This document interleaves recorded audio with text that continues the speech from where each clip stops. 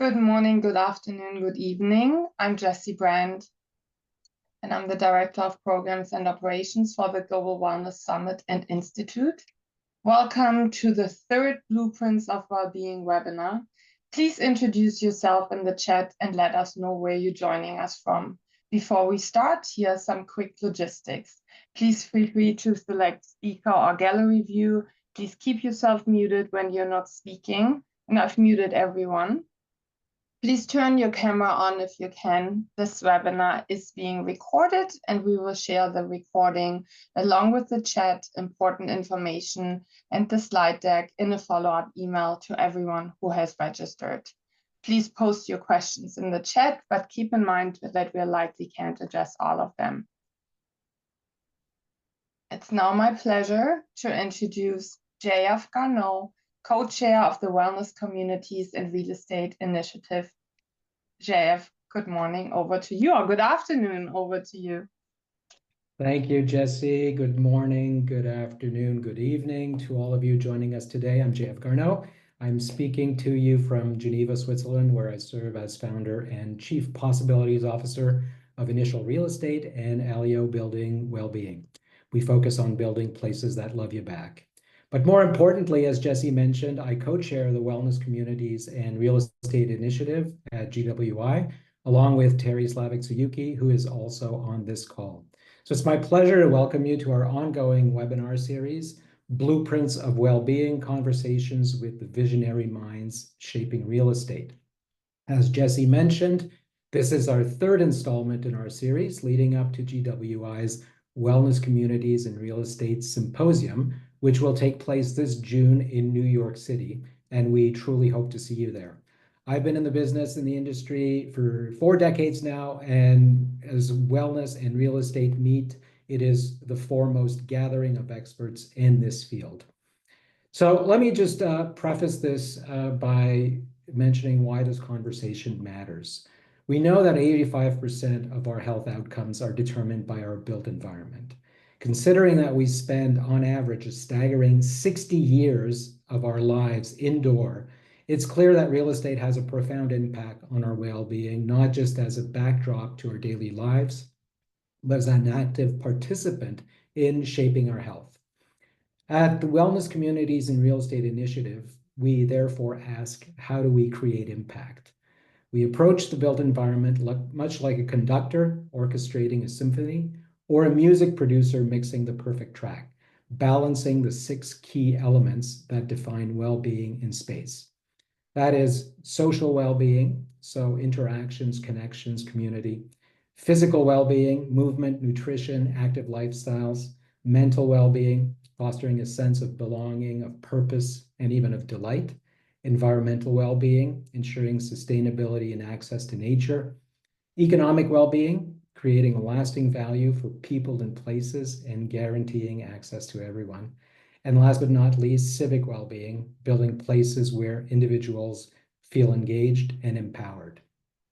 Wellness real estate, therefore, is intentional, it is scalable, it is focused, it's contextual, it's activated, and it's respectful. It isn't about adding amenities as an afterthought, but rather about designing places where well-being is embedded in every aspect of planning, of development, and of activation. Today's conversation, our webinar today, brings together 2 thought leaders, academics and practitioners, to explore how sustainability and wellness are transforming the future of real estate. We'll discuss not only buildings, but environments that nourish the body, stimulate the mind, and bring communities closer together. The housekeeping notes Jessie mentioned already. Q&As, if you have some questions along the way, put them in the chat. We're monitoring the chat. We can't promise we'll get to them, but at least they'll stimulate the conversation for our initiative. And so I will now introduce today's moderator for the conversation. It's my pleasure to introduce Jillian Cook. Jillian is a member of the Wellness Communities and Real Estate Initiative. She is also the founder and CEO of Wellness Within Your Walls, a globally recognized education, certification, and advocacy organization leading the way in health and wellness within the building and design industries. She's also an ambassador of the Global Wellness Institute. So Jillian, I hand it over to you. Thank you so much, JF. I am on my cell phone. I'm sorry for that. I had a little trouble with my computer. We have a bad storm here in Atlanta.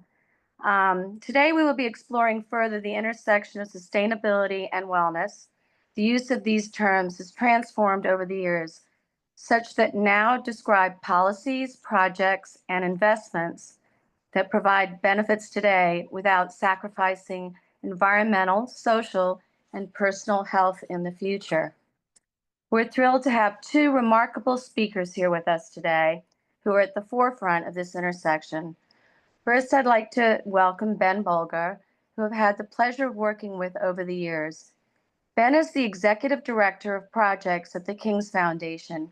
He's also an honorary fellow at the University College of Estate Management and a visiting fellow at Kellogg College, which is part of the University of Oxford.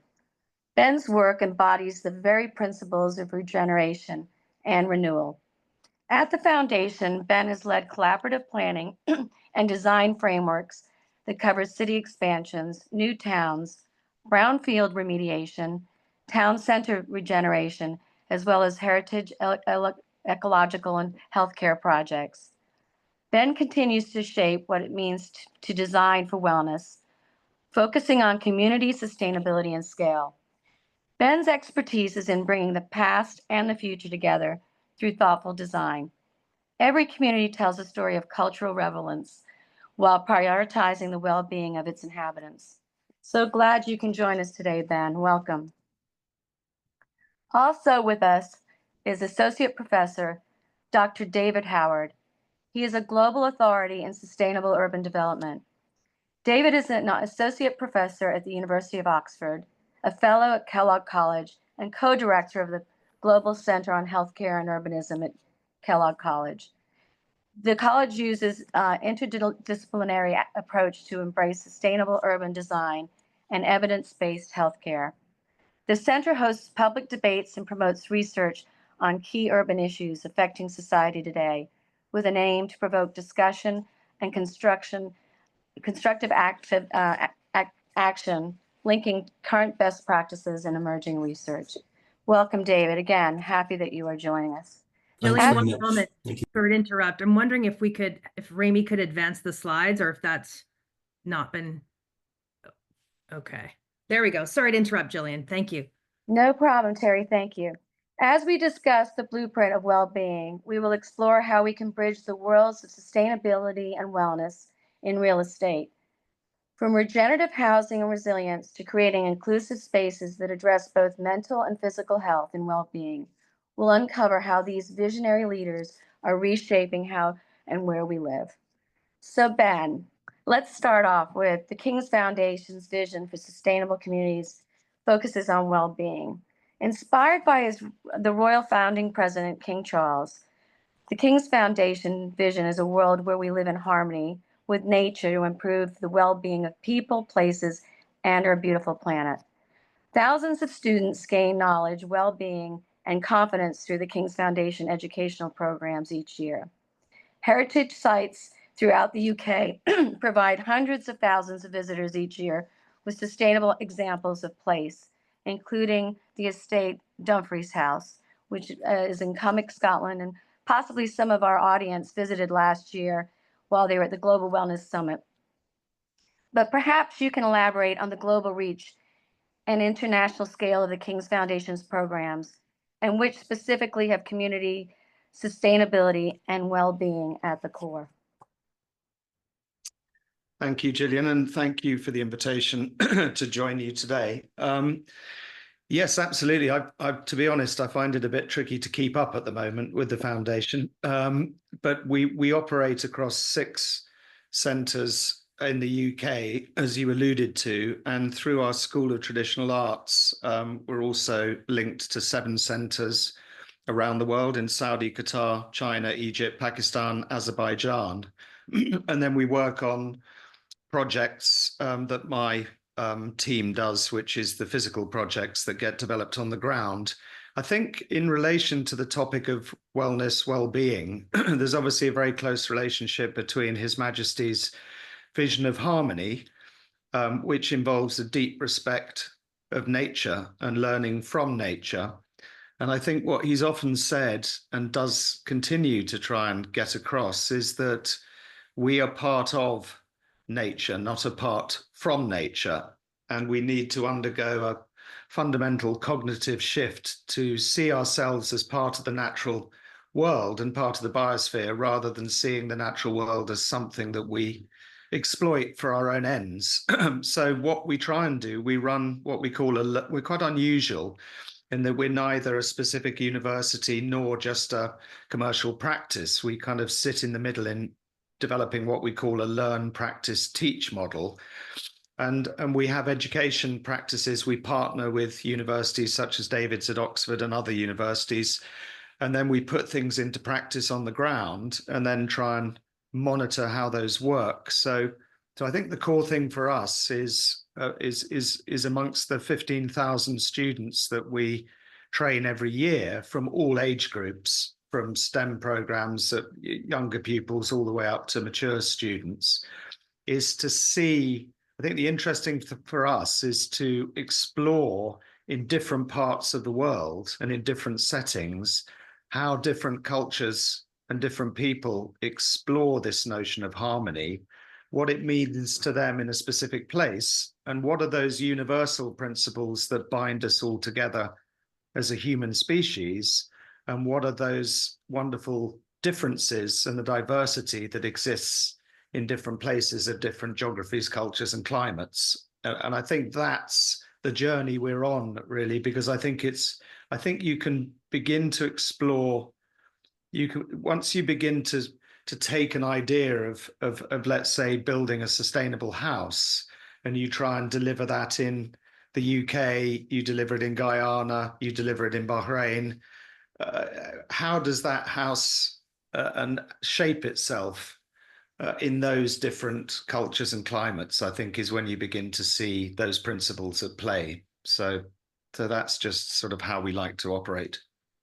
Well, thank you. And thank you for elaborating on all the work around the globe. I had the opportunity to work with you on a regenerative project at a former military base a couple of years ago in Atlanta. And your work on a large scale regeneration projects, how do you balance the technical demands of urban design, Ben, with the wellness needs of communities such as mental health, access to green spaces, and of course, fostering social connections? It's extremely challenging, I think, is the short answer, because what we're really after is an integrated city, of which there are many, many historical examples across Europe, a lot of the places that people like to go on holiday.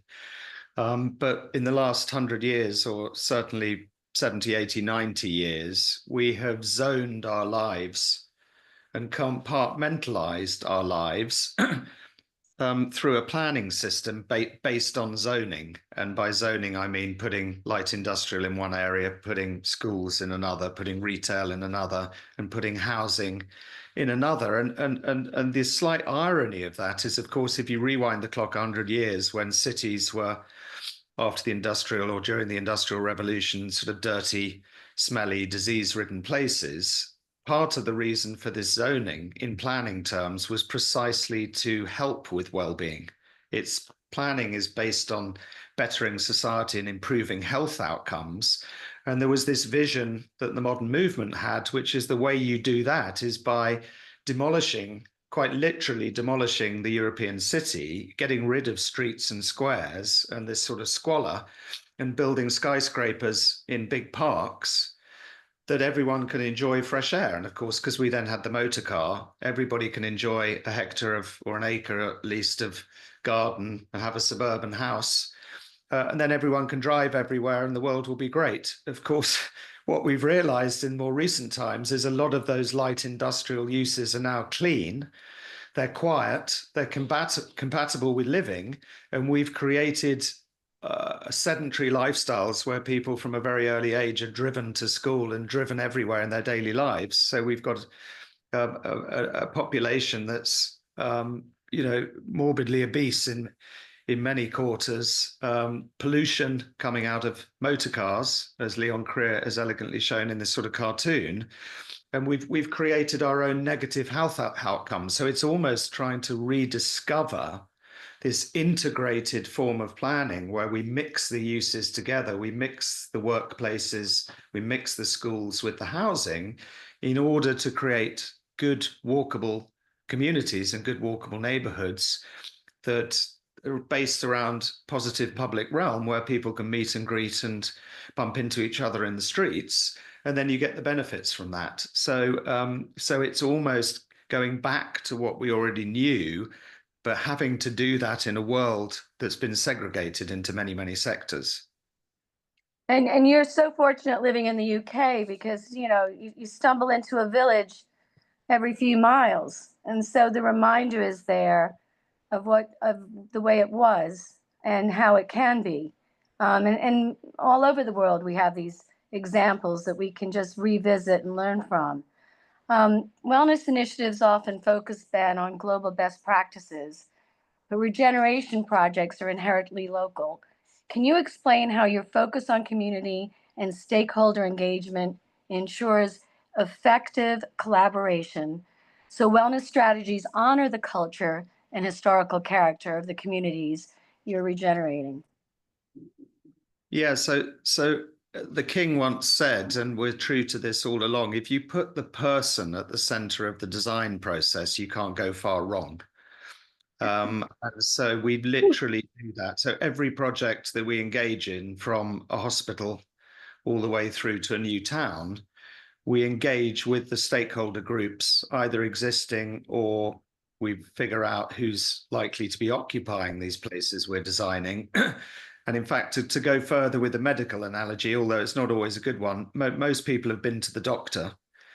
And when you walk in the door, when you visit your doctor, the first thing they do is listen. They kind of ask you how you feel, and they listen to what you tell them.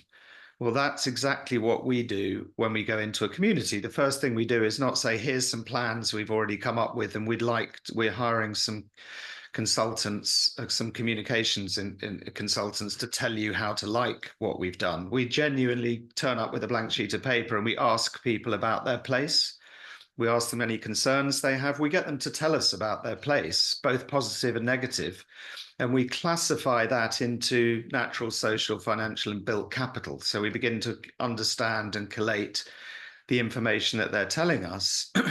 Then we come in, again, using the medical analogy, the doctor would then use their skills as a medical practitioner to objectively assess the patient. So we then say, you've got to respect the fact that we've got transport engineers, ecologists, urban planners, architects. So we are now going to study your place objectively, and then we're going to have a conversation about what you've told us, good and bad, what we've discovered looking at it coming in from outside, and then we'll have a conversation about a prognosis and a diagnosis in terms of how we can create whatever it happens to be, a regeneration strategy, a new building or a new urban extension that builds. So essentially, we see our jobs as creating the physical framework that can unlock and have positive outcomes for natural, social, and financial capital. And it's really that simple. But we start that with a conversation always. Thank you. And the diagrams that you had up were great, especially the conversation of the organic nature of this, and just moving forward with lessons learned, which brings me to the conversation of lessons learned. You're based in London. I know you do a lot of traveling, but you really had the wonderful opportunity to be close to the British Research Establishment, which I also had an opportunity to visit. And that campus supports the future of real estate through exploring innovation in their science park. Can you share with us a little bit about what an asset this is and the fact that they've got testing of materials along with the ability to build, tear down, rebuild, and what that has done as it relates to being a resource to the building industry, not only in the UK, but globally? Yeah, so the building research establishment is quite unusual. It's one of the few institutions across the world where they actually test elements as they relate to building over long periods of time. So they've actually got windows that have been out in the rain for 50 years, and they're kind of studying the properties. I think one of the quite exciting things was that we built our pair of houses next to the model for the bouncing bomb. So if anyone's seen Dam Busters, there's a little scale model where they literally figured out how that might function. They've got fuselages of aeroplanes where they literally put people on simulated tests and for air quality. They've got underground trains where they look at carriages. So it's basically testing. And I'm sure those of you involved in real estate in America, which I expect most of you are in some shape or form, will know that there's very little post-occupancy testing, because developers ultimately don't really want you to know how well or badly a house performs after they built it, because they're running the model is one of quick turnover, which is you dump a pile of houses on the ground, get out of there as quickly as you can, and let the place take care of itself. Well, we kind of don't believe in that. We believe in creating communities over the long term, and a lot of the landowners we work with are sticking around, have been part of that land for a long time and want to continue to be part of it. So we constructed a pair of houses in the top right of that image, called the Prince's Natural House. And the challenge that the king set us was how sustainable can we make a house or a pair of houses without using too much technology. So we've developed essentially a pair of passive houses built out of solid masonry clay blocks, you can see in the center there, with a passive air ventilation system. Again, it uses sail material, parachute material to relax. So basically it's like the human body. It's breathable but airtight. And when it overheats, it cools itself down by opening up the ventilation naturally and then exhausting the air at the top with the passive vent stacks. When it gets too moist, the air again vents itself but absorbs into the clay walls. And when it gets too dry, it does the opposite. So it's basically thinking of the house as having biology. And it's quite different, coming back to the point of where the king challenged us to think about putting people at the center of the design process. The way we think about, the way a lot of scientists think about a house is they think about temperature, and they study metrics like temperature. We think about comfort, because obviously comfort is basically a coefficient between temperature and humidity.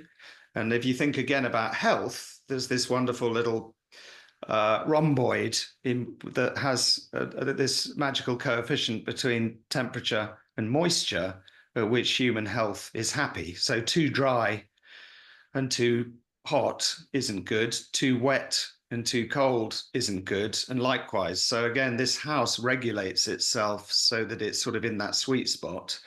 The natural materials piece is very important, because as you probably know, most indoor air quality is actually worse than outdoor air quality. And so we were designing this 15 years ago now, but we were using all natural materials. So there's very little off-gassing. These are fairly stable materials. So clay block walls, we used hemp and lime, sheep's wool installation, wood chip fiberboard.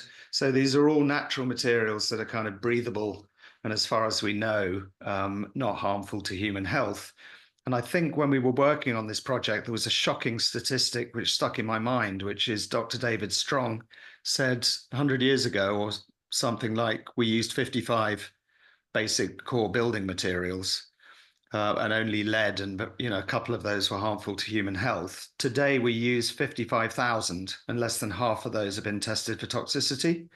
So it just makes you realize we're operating in a synthetic world with a synthetic building culture, and we don't quite know, well, we definitely don't know what the outcomes of that are going to be. And given that a lot of people spend a lot of time indoors, it seems common sense that one would begin to think about the human health, not just outdoors in terms of pollution, but actually indoors in terms of ventilation, temperature, humidity, and materials. And I find it so interesting that you pretty much did everything right on that house. I got to see it during construction, and I saw it following construction, and I visited when the gardens were put in. I remember you'd shared with me at one point that you were both, your team was very pleased with the outcomes and the lessons that were learned, but there was still an occupant. You had someone move in for a short period of time, and you tested the air, and it was, he had put in the environment an air freshener, which tipped the scales on toxins. So you did everything right, but then the behavioral strategy of the occupant undid all of the good. So, I mean, all of that comes into play. I'm moving on now to the gardens, and we'll move quickly through this, but they're absolutely beautiful. And nature is obviously at the forefront of this from a nutritional value as well as from the visual value. And you believe that you can do this on any scale. Yes, not just a little plot of land, not on a bigger piece of land, but it could be within the house from a biophilic perspective, plants on the windowsill. I mean, that's a big part of it too, with the work that His Majesty does and all the beautiful gardens up at Highgrove. I think that's another place where lessons are being learned, aren't they? In fact, of returning from a botany perspective to what's coming out of the ground. Yeah, I think this, again, gardens tend to be core. So we manage as part of the foundation, the Highgrove Gardens. And then at Dumfries House, we have obviously large estate and we have a walled garden. So kids, it's in the poorest part of the United Kingdom. So people who don't know in East Ayrshire. So you have children who surrounded by green space, but they don't have poor diets and they don't know where food comes from. So we run programs for school children where they get to plant lettuces and various things in the garden, and then they get to prepare food and they understand how to treat food. And it's really this idea from a very early age of understanding and getting that excitement of actually caring for something, planting a seed and doing something as basic as that and nurturing it into productivity and seeing that life cycle is something that connects people. And I think that's the beginning of a journey where you have a deep respect. So at an early age, you might get a child doing that. But then at the other end of the spectrum, we've got PhD students studying prescriptive geometry and, making models of dodecahedrons and sort of understanding extremely complex geometry. So it's all one message, really, which is the world is connected and we design the world into silos at our peril. And actually, if you have a reverence for nature at all scales and in all parts of life, then you develop an inquiring mind that wants to find the connection between things and wants to find the harmonic between the different factors and isn't scared of working outside silos. Because that's our biggest challenge, is actually getting very, very clever people to be comfortable with externalities. We've developed a scientific world where people very successfully draw boundaries around things in order to be able to study the hell out of them. And that has its benefits, but it also has its disbenefits because you ignore externalities, I think, at your peril. Well, thank you for that. I want to move on and talk about Poundbury, which is a community in Dorchester. And I visited it in 2010 and then returned recently, got to see the progress. And it's so exciting to see how this urban extension of Dorchester and the beautiful countryside is celebrating the architecture. You all worked closely with the builders of this community from a conceptual perspective, and how you integrated affordable housing and walkability is just beautiful. I believe the last I checked, Poundbury is home to 4,100 people. I think 2,700 people work either in shops, cafes, offices, and factories. Which proves to be a huge success. Can you share with us some of the challenges that Poundbury faced and how Leon Cryer, architect and urban planner of Poundbury, addressed the issues relating to this scaling wellness principles within, and how urban planners maintained authenticity and of course, individualization in planning and building this community and other communities? Well, you've got to remember when Leon Krier was designing this over 30 years ago, that this was completely radical as a notion. It wasn't radical in terms of being quite similar to medieval hill towns or older places, but it was completely radical in terms of building something like this new. And so I think one of the key challenges is, in order to build a walkable, mixed-use, integrated community, you literally had to break almost every single piece of legislation, every rule on the book. So, you had to break rules on highways design, because if you're wanting not to exclude cars, so this is not a gated community, this is a community that allows cars pretty much on every street. But what it does is it allows cars into the streets, but regulates the speed, not with yellow lines. There's no signs in Powerbury at all. There's no traffic signs. It's regulated because every 70 to 80 meters, there is an event, which means that people, generally drivers, tend not to want to kill people. So if they see that they're uncertain about driving because they're not given right of way, they tend to slow down. So what you find when you walk around Powerbury is that you, as the pedestrian, walk in the middle of the road, because the cars are never traveling that fast. Things like, again, to create a good public realm, they wanted to put all the services in the backs of the blocks, so to run through the backs of the houses in the courtyards. Well, you think about it, we've run all our services down the road, so every time somebody wants to dig up a bit of cable or a drain or whatever it is, they close the roads. Well, that's just insane as a concept. So all the services were put in one trench, which the service providers and utility companies hate. And they run through the backs of blocks so that you don't have to disturb the road. So I won't go on, but literally every single thing that Leon and the Duchy were trying to do was completely countercultural. And what that previous diagram, if you go back a couple of slides to the colourful one of the plans, what that shows in the top part of the diagram is the land use plan. So there's big blobs of purple top left are actually small factories. So there's a robotics plant. There used to be one of the biggest cereal factories in the UK. There's a chocolate factory. There's now a cancer research facility. And Leon Krier deliberately designed small, medium, and large size plots within the system to allow for people to work where they lived. And what's extraordinary now, as you rightly said, Gillian, there's 2,500 people that work there. So there's over one job per household. Half of those were startup businesses in small workplaces, many by women. And the workspace is affordable, so that it means people can do what they love. That in turn builds vibrant communities. That means that there are things to walk to. And if you look at the bottom of the diagram, that's a spatial modeling tool that we developed with Space Syntax, which shows on the bottom left the walkability indices, showing a kind of very high score, kind of 90, 88, 90% in terms of its walkability. And on the bottom right is a typical development that's given planning consent, that has a doctor's surgery, a school, and a shop.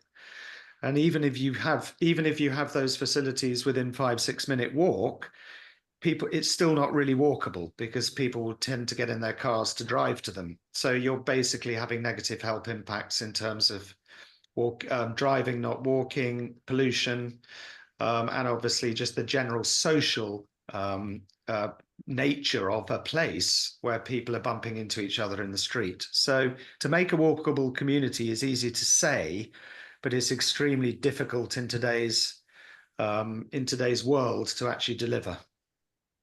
Yeah, and I think if we move the slides forward a bit, there's one in here of DC. And so this is applied everywhere, isn't it? I mean, and there's these pockets around the world that you can see where the applications are really working. Exactly. I mean, my in-laws used to live in Washington, D.C., so I know it quite well. And we used to kind of head down to Georgetown because it had a villagey feel, but a lot of D.C. wasn't that villagey. I went back a few years ago, and it's amazing how it's developed back into a polycentric city, where there are neighborhoods springing up and regenerating, rather than this monoculture of one center and then the suburbs. So I think really this diagram is the idea of a polycentric city, which is made up rather like nature grows through division, i.e. we procreate and have children. We don't get bigger and bigger and bigger and then have a heart attack and fall over. So rather like what I'm speaking from at the moment, London is made up of a series of urban villages, each with their own identity, each with their own marketplaces, their schools. And of course, this is one of the things about the 10-minute city that's been understood. There's no kind of barrier with guards saying you can't move from Islington, I'm afraid.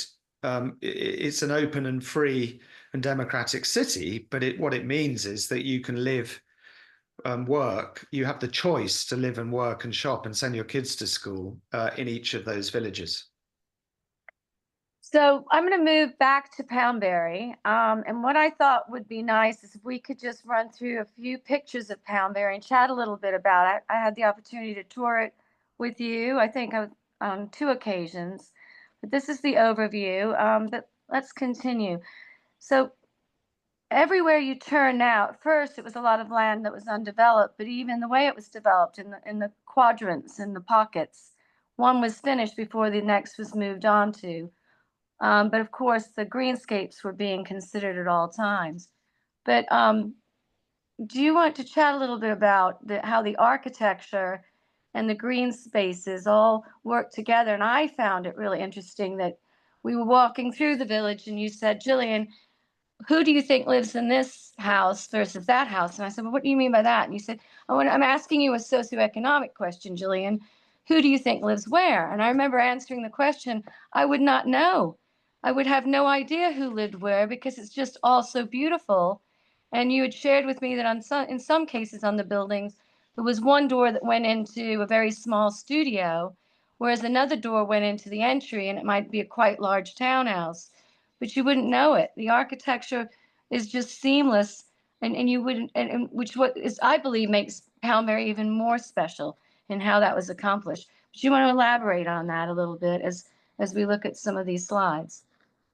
Yeah, so Poundbury's 35% affordable housing, but it's what is designed in terms of what we call tenure blind. So you have no idea who's being subsidized to live in the house and who's not. So there's no social stigma. And it's also what we call pepper potted.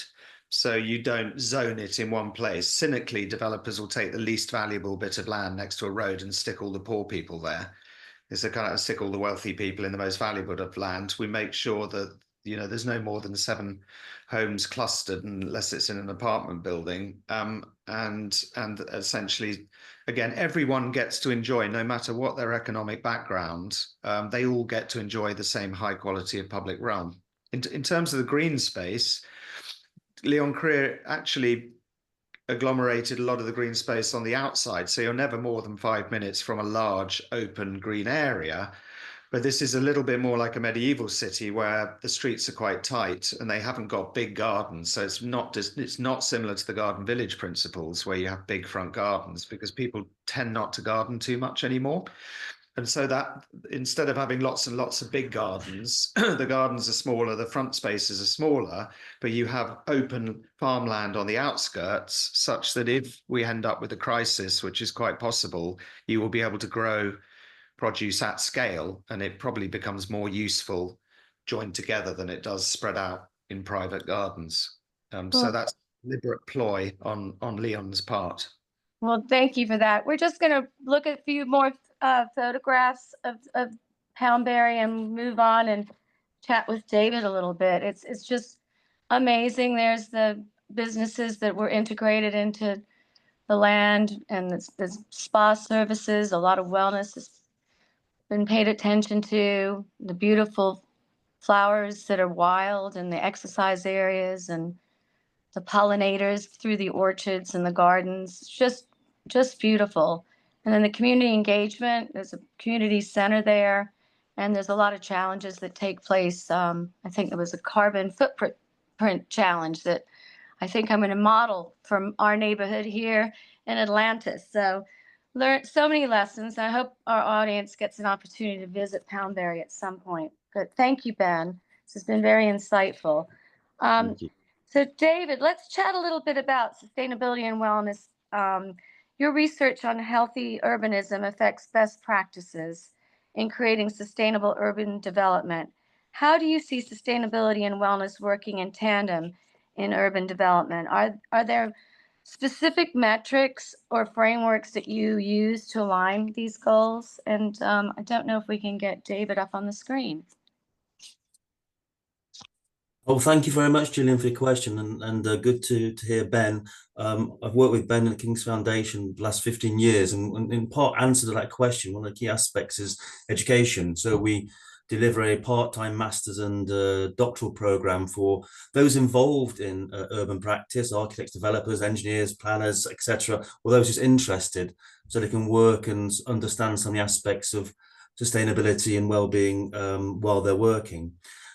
So I think JF also at the start mentioned one of the key aspects of well-being in terms of the various aspects or sort of perspectives of environment, social, economic, etc. But I think he also mentioned civic well-being, and I think we really focus on the same sort of criteria around health in terms of economic, social, environmental, medical health, but also civic health. So one of the key aspects in delivering wellness and stability is what we say good governance, working closely with practitioners, residents, and local and national governments to make sure we have that framework to deliver. And you asked about metrics. Well, when we set up the Commission on Creating Healthy Cities in 2023, it really looked at the evidence to date about what makes a healthy city. And the final report, Commission report, was launched in the Houses of Parliament by Lord Best in July 2023. And one of the initial questions asked by the commissioners was, well, we need an index. What about the metrics? How do we measure sustainability? So we looked at all the evidence, and after going through the published reports and peer-reviewed papers, etc., there are already over 2,000 indices of how to measure sustainability. So the answer about that, what metrics you use, is often you really need to go back to the local and work out the local political, environmental context, because one metric doesn't fit all. It's a bit like the golden fleece. I don't know whether Ben would agree with this, but there's always a chase to get what are the criteria that deliver the healthy, sustainable place. Well, it's really often about the context. What's the political situation you're in, the economic situation, and clearly the environmental, whether you're affected by the climate crisis or not. So that's one of the, I guess, takeaways we developed, because our focus here in Oxford is we bring together researchers and academics and practitioners engaged in sustainable urbanism with our colleagues from the medical sciences, particularly evidence-based healthcare. And so often a lot of our research is gathering the evidence to answer, challenge, or question some of the obvious aspects that we think is obviously healthy. And the example that is always I often use is the idea of having a park in a urban development or urban neighborhood. So typically on your master plan, you put down a bit of green space and there tick the box for your green space and green infrastructure. But it's not so much what's provided, it's how humans use those facilities. It's so putting a park on the edge of a neighborhood might mean that there's lots of people use it, but often it might mean it's on the right way to nowhere, so no one's going through it. It might feel a bit isolated. Depending on your own individual position, it might feel quite a dangerous place to be on your own, especially at night.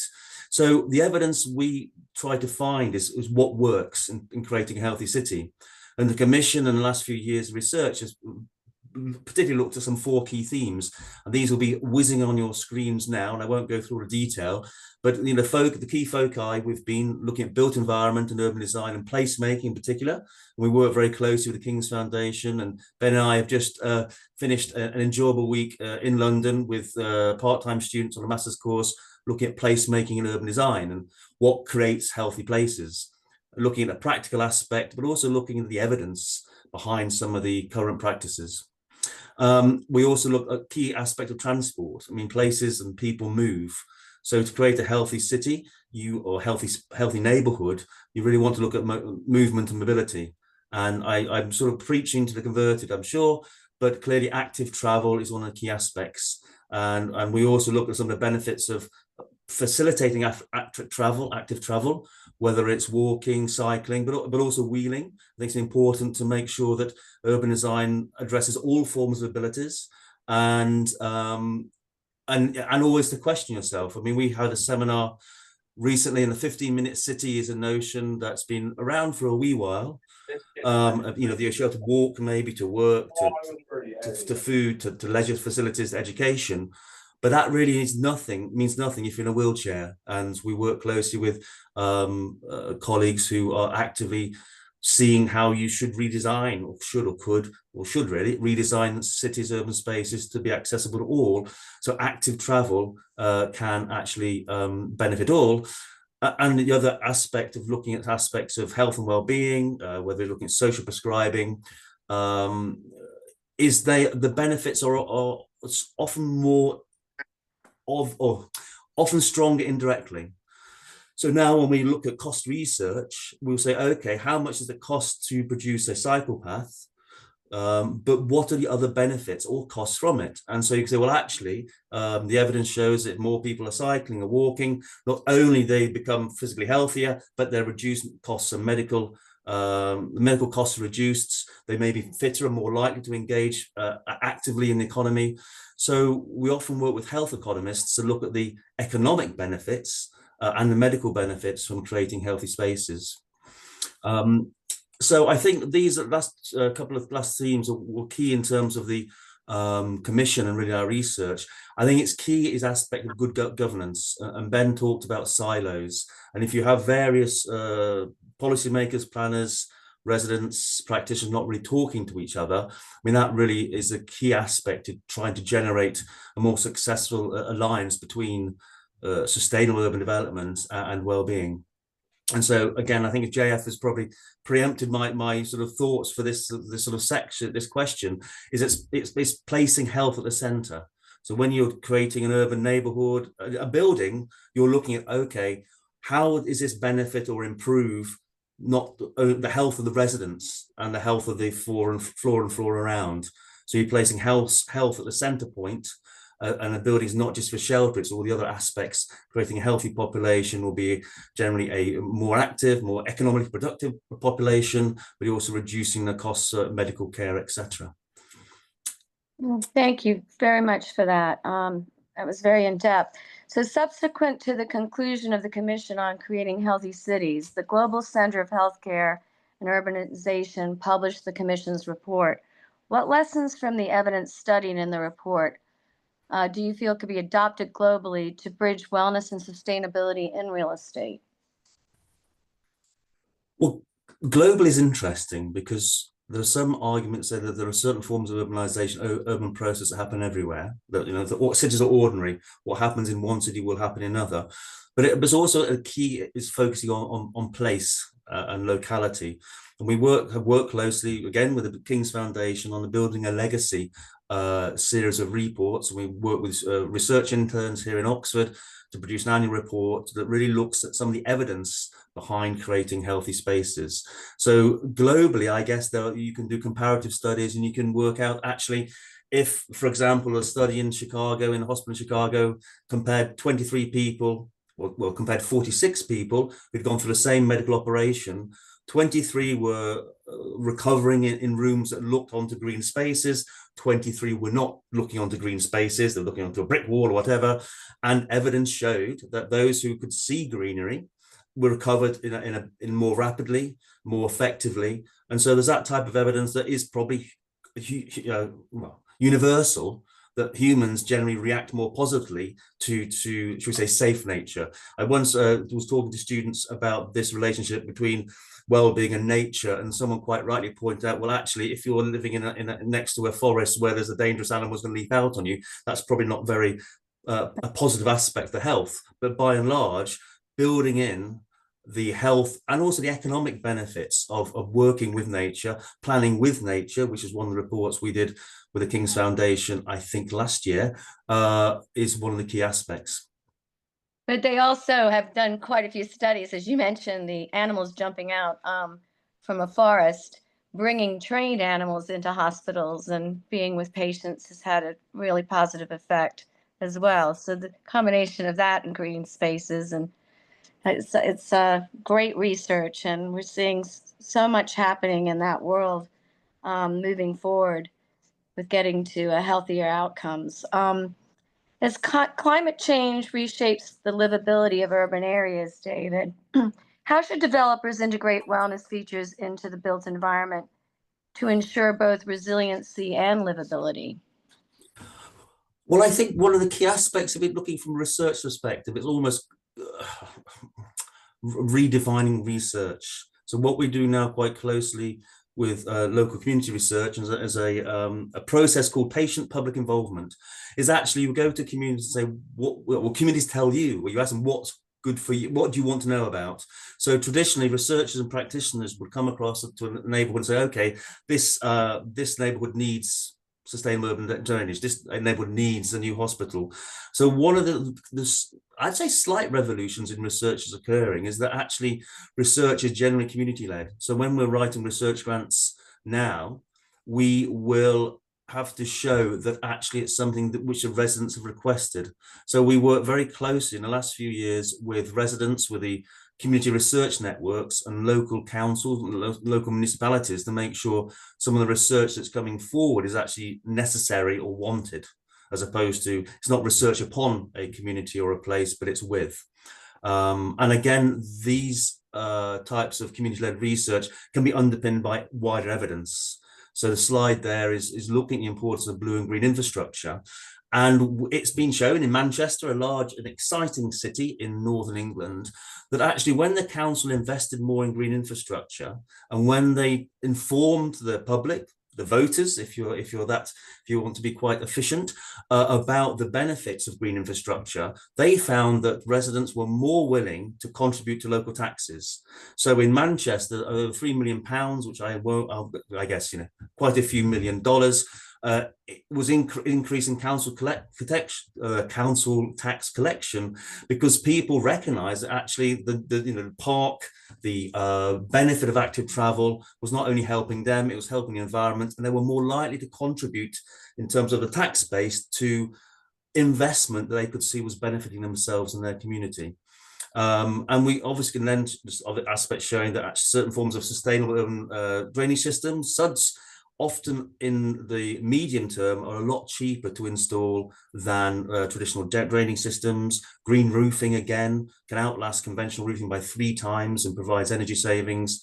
And there was a large study done in Laos where they showed that actually a very expensive wetland remediation investment, a lot of money up front, actually saved over $5 million per annum in terms of flood prevention. So sometimes it's making that short-term capital investment to provide long-term, wider economic, social, environmental gains. Wonderful. I'm going to ask you one final quick question, and then I would love it if I could pass over to JF because he's got a joint question for you, and we want to make sure we have enough time for the chat as well. With your strong background in research, how do you translate your academic insights into actionable strategies for city planners and developers? I'll answer this briefly because this is a project we did called Street Voice. In the UK and elsewhere, there's been in trying to reduce traffic pollution, congestion, etc. in certain neighbourhoods. There are traffic calming, if you will, measures or to try to reduce local traffic.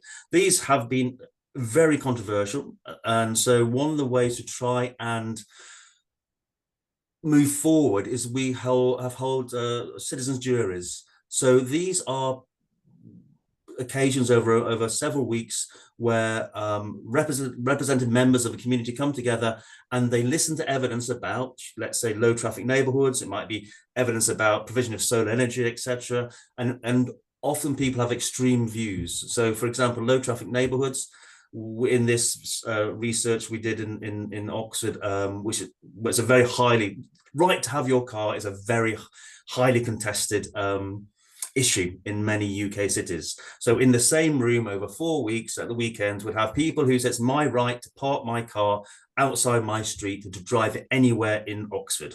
That is my right. And there'll be other people saying, it's my right to be able to walk my kids to school without them being polluted or run over. And so over the case of 4 weekends, we'd bring in people who would provide evidence. And over time, over the 4 weeks, very divergent views would come to recognize there was some form of agreement.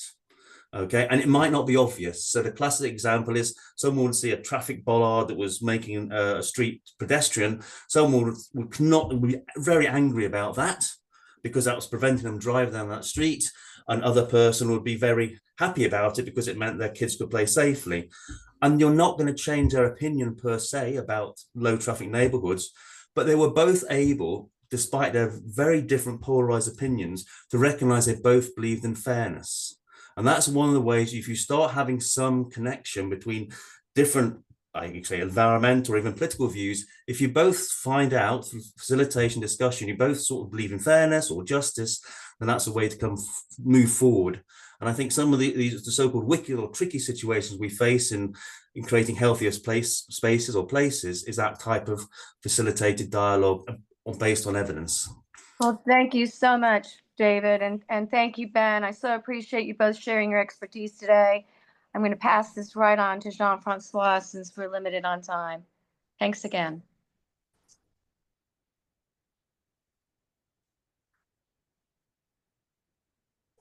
Jean-Francois?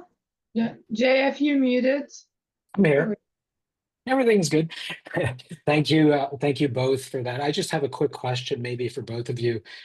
What are you seeing in terms of change in demand, or even the work you're focusing on? I used to say in my projects, first you tell the stories, and then you build walls around them, which was putting the human at the center of real estate development. And now we're migrating to first describe the health outcomes and then build walls around them. Do you see that as a reality in connection with the communities you're working in, or the demand of people going like, why does my neighbor live in why does my sister-in-law live in a healthy place, or a place that makes her healthier, and I don't? It's a wide question for 2 minutes, but over to you guys, either Ben or David. I'm happy to kick off. I think COVID changed an awful lot in the conversation, if I'm honest. I tended to find that the people who had a better handle on reality in terms of community and neighborhoods were the poorer communities, the more disadvantaged. It's almost as if social capital compensated for lack of financial capital. And so you do actually get very strong communities in quite poor neighborhoods. And because a lot of people don't have the luxury of driving around everywhere, at least in this country, in a car, if you're below a certain economic bracket, it means that you're more in tune with reality because you spend your life walking around, so you know how far away the shop is, or this, that, and the other. So the most constructive conversations with that sector of society move on a good few years since COVID. And it's different. People, one, had a massive respect for nature, so they'd begun to know where their green routes were, because that, at least in the UK, you were allowed to go out into parks for an hour a day.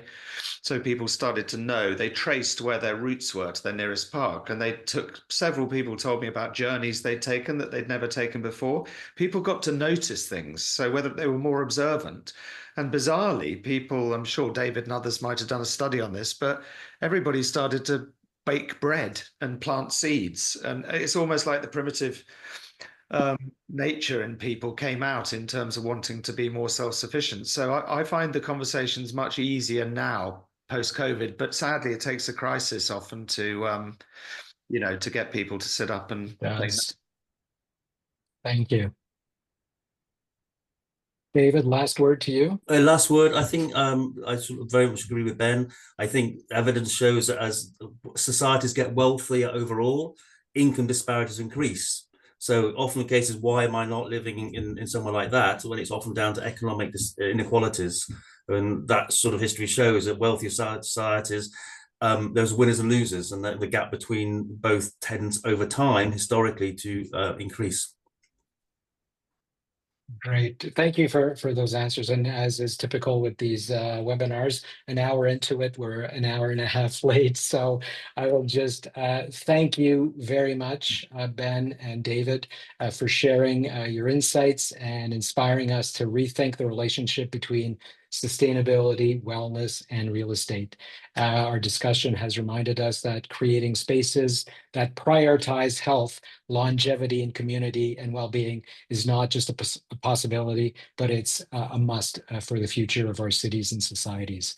So we invite you to continue this important conversation. Follow us on social networks, engage with the Global Wellness Institute, and make sure you attend the Wellness, Real Estate, and Community Symposium, June 16th in New York City. I thank you again. Thanks, Jillian, and thanks, Ben and David. And good day to everyone. We'll see you again soon in our next webinar.